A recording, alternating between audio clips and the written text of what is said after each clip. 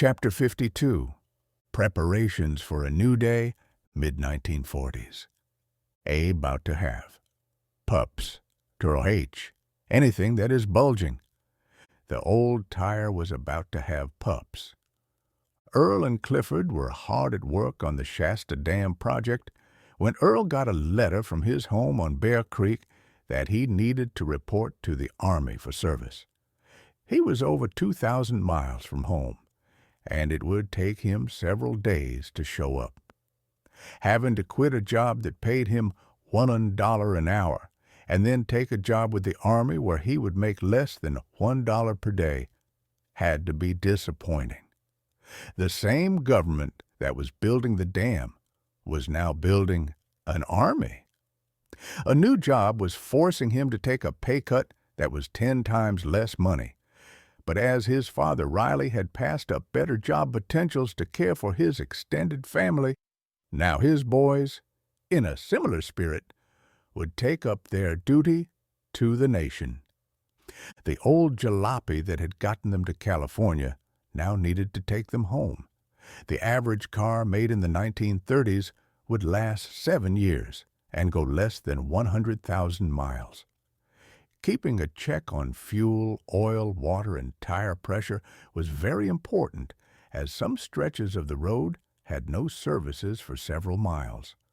Most travelers carried essentials such as a gas can, water can, cans of oil, and a tire pump, along with a tire repair kit and a few tools, a rabbit's foot or a buckeye for luck, with a good sharp pocket knife, made a traveler feel prepared for whatever they faced on the road. At the time, all tires were made of rubber-coated cords, tread rubber, and an inner tube. If the cords ruptured, then the inner tube could bulge out and cause a blowout. Blowouts were dangerous, especially when on the front tire. Kicking the tires was a common practice when making a fuel stop to check for tire pressure or a bulge. Clee liked to say of an old bulging tire that it was about to have pups. By jacking up the car and removing the wheel, the tire was pried apart so that the inner tube could be removed. A patch over the leak or a boot inside the area where the cords were broken could then be inflated and put back. Patching the inner tube required the area to be scratched with a patch burned on, vulcanized. With all the parts back in place, a hand tire pump slowly put air pressure back into the tire.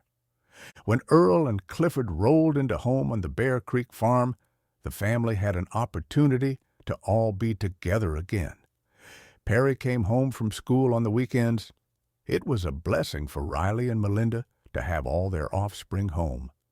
The boys had grown up so quickly, and the oldest son was headed to the Army, while it was a possibility that the other 3 older sons would have the same duty.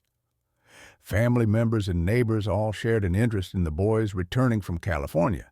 The younger siblings, Veda, 13, Roy, 11, Reva, 9, and James R., 7, felt proud to have their older brothers who brought them trinkets and stories from California. Troy was 18 and had not gone away to work or to school. He remained home to help Riley with the farm. His remaining on Bear Creek caused him to have the strongest ties to the land and a special closeness to his parents. Attending church services at the Cooper School and singings held at Welcome Home made Troy interested in learning songs and music.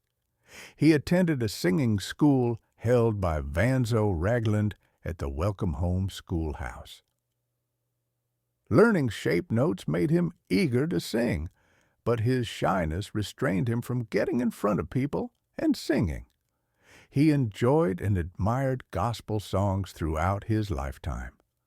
Singing without any instruments, a cappella, using a blend of bass, alto, soprano, and tenor voices made for a harmony that many in the Ozark Hills loved to hear. Rural schoolhouses used for churches did not have a piano, and some preachers opposed any kind of instrument being used for religious songs. Aunt Nora Bell, age 53, was living with the Harnesses, and the children liked to entertain themselves at her expense. She was mentally slow, and Riley had previously taken her to an asylum in Benton, Arkansas. She would get better and write Riley to please come and get her. He would, and she'd do better for a while, but then she knew she needed to go back. Her living with family was mostly a good thing, but the children teasing her was not positive. The younger children liked to get Nora Bell tickled so that she lost control of her bladder.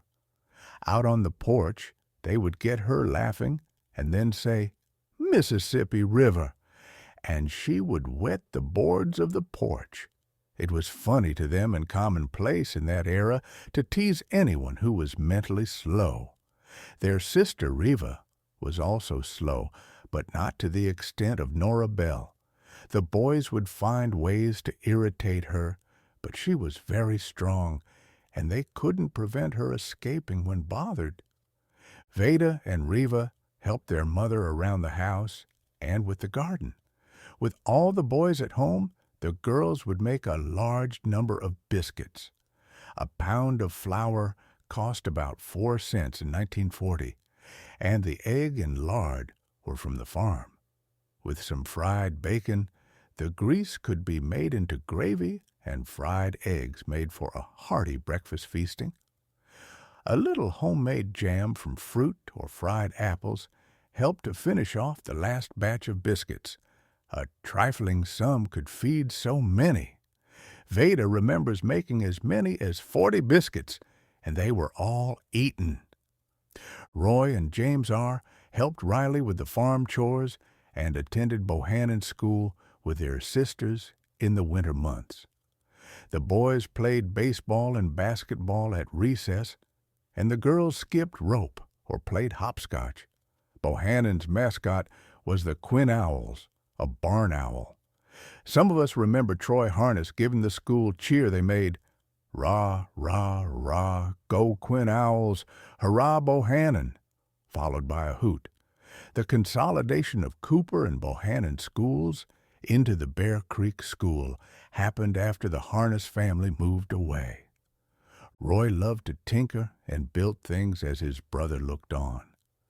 Clifford had taught his brothers how to legally remove a nail from old construction. If you could pull it with 2 fingers, it was not stealing to slip a nail from its attachment. Since the boys needed nails to build things, they acquired free and legal nails as needed. Roy liked to build and craft wooden toys with his brother James R. But Troy was mostly interested in hunting, especially fur pelts that he could sell. He and Perry loved to hunt, using dogs or traps.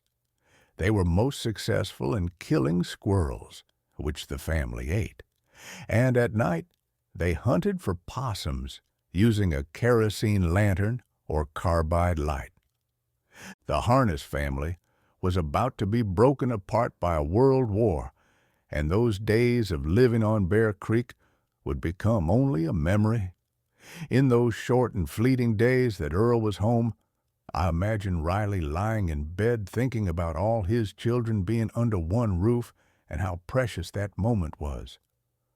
A 42-year-old father and a 39-year-old mother were in transition. Their offspring was leaving home, and a shrinking nest was coming. Reflection. A popular TV series from the 1970s called The Waltons was set back in Virginia during the Great Depression in Wapuai.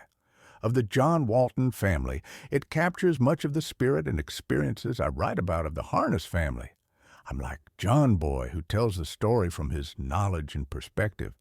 As the sitcom was an inspiration to many, I hope my collection of stories will entertain and motivate readers to reflect and ponder their own generation.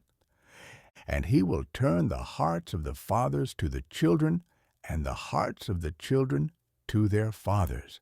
Malachi 4:6.